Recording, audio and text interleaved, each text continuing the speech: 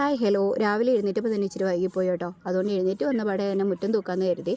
മഴയില്ലാത്തതുകൊണ്ട് നമുക്ക് വലിയ ബുദ്ധിമുട്ടൊന്നും ഇല്ല കേട്ടോ. മഴ സമയങ്ങളിൽ ഇച്ചിരി അലമ്പാണ്, നമുക്ക് തൂക്കാനൊന്നും തോന്നാറ് പോലുമില്ല. പക്ഷേ ഇപ്പോൾ നല്ല വെയിൽ സമയമൊക്കെ ആയതുകൊണ്ട് നല്ല രസമാണ്. നമ്മുടെ വീടും അതിൻ്റെ പരിസരമൊക്കെ കാണാൻ നല്ല ഭംഗിയാണ് കേട്ടോ.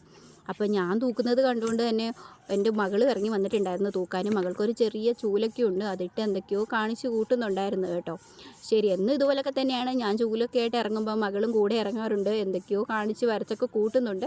ശരി, എന്തെങ്കിലുമൊക്കെ ചെയ്യട്ടെന്ന് കരുതി നമ്മളും മൈൻഡാക്കാറില്ല കേട്ടോ.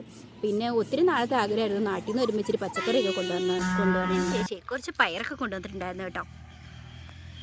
പയറും പടവലയും പാവലയും അരിഞ്ഞ് കൊണ്ടുവന്നിട്ടുള്ള എല്ലാവരെയും തന്നെ ചാക്കിനകത്തൊക്കെ വെച്ചേക്കുമായിരുന്നു കേട്ടോ. എല്ലാവരും കിളിച്ച് വന്നിട്ടുണ്ടേ. ഇവരൊക്കെ കിളിച്ചപ്പോൾ തന്നെ എനിക്ക് വലിയൊരു സന്തോഷമായി.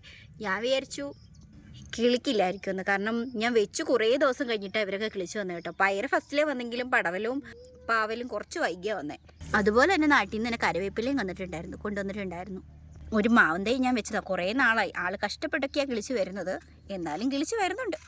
അതുപോലെ തന്നെ ഒരു മുല്ലച്ചെടിയുണ്ട്. പക്ഷെ മുല്ലയിൽ പൂമുട്ട് വരുമ്പോൾ തന്നെ വീട്ടിലുള്ള കോഴികൾ അത് തിന്നി തീർക്കുന്നു. അതുകൊണ്ട് ഒരു പൂ പോലും വിരിഞ്ഞു കാണാനുള്ള യോഗം എനിക്കിപ്പോൾ ഉണ്ടായിട്ടില്ല കേട്ടോ. രാവിലെ സമയങ്ങളിൽ വീട് അതിമനോഹരമാണ് കേട്ടോ കാണാൻ. ആ വെയിലത്ത് വീടിൻ്റെ ഭംഗി നല്ല രസമാണ്, പച്ചപ്പും ഒക്കെ ആയിട്ട്. ഉച്ച സമയങ്ങളിൽ വെയിൽ നന്നായിട്ട് അടിക്കുമ്പോൾ ഒരു വലിയ ബുദ്ധിമുട്ട് തോന്നുമെങ്കിലും വൈകുന്നേര സമയങ്ങളിൽ അതിലും സൂപ്പറായിരിക്കും.